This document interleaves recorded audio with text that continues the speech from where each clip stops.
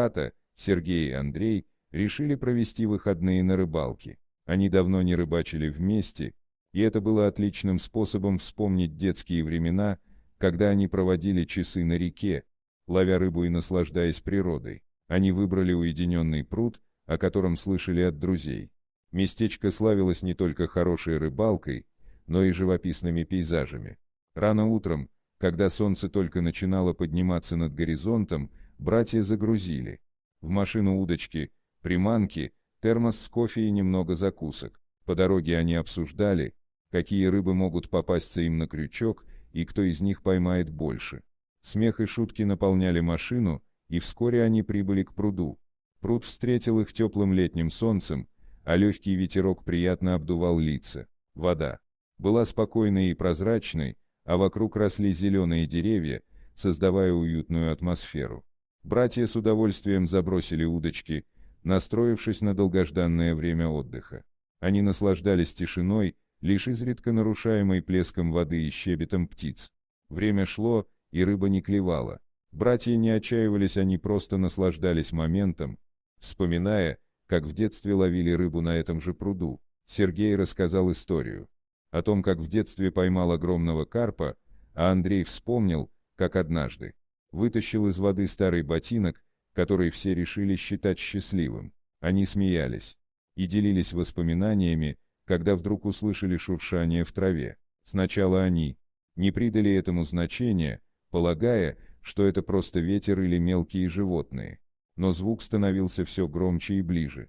Братья переглянулись, и в их глазах появился страх. Вдруг из-за кустов выскочил огромный крокодил. Его чешуя блестела на солнце, а глаза сверкали голодным блеском. Братья замерли от ужаса, не веря своим глазам. Они никогда не ожидали встретить такое существо на рыбалке в родном крае. «Бежим!» — крикнул Андрей, и оба бросились к своему автомобилю, оставив удочки и все свои вещи. Крокодил, заметив их, начал преследовать братьев, его мощные лапы с глухим стуком пробивали землю. Сергей и Андрей мчались к машине, сердце колотилось от адреналина. Они успели добежать до автомобиля, запрыгнули внутрь и захлопнули двери. Андрей бросил ключи в замок зажигания, и мотор завелся с легким рычанием. Братья, не дожидаясь, пока крокодил подойдет ближе, выехали с места, оставив позади странное и пугающее существо. Они проехали несколько сотен метров, прежде чем остановились на обочине дороги, тяжело дыша и пытаясь осознать, что только что произошло. «Ты видел это?» — спросил Сергей, все еще не веря своим глазам. «Крокодил. В нашем пруду». «Да, это просто невероятно», — ответил Андрей, смеясь от облегчения. «Я думал, что мы с тобой не вернемся живыми». Братья переглянулись и начали смеяться, осознавая, что эта встреча станет одной из самых ярких в их жизни. Они решили, что больше не будут возвращаться на этот пруд, но эта история будет жить в их памяти долго. «Знаешь», — сказал Сергей, — «я всегда думал, что рыбалка — это просто отдых. Но теперь я понимаю, что это может быть настоящим приключением. Да, и в следующий раз, когда мы пойдем на рыбалку, лучше взять с собой не только удочки, но и хорошую камеру», — добавил Андрей, все еще смеясь. «Мы же можем написать книгу о наших приключениях».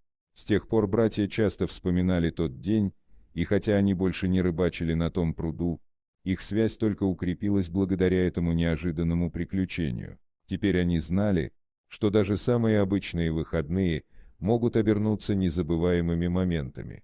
На следующий день они решили провести время, по-другому отправились в поход в горы, где не было крокодилов, но было много других приключений. Они поняли, что главное это не место, а время, проведенное вместе, и что их братская связь только крепнет с каждым новым опытом.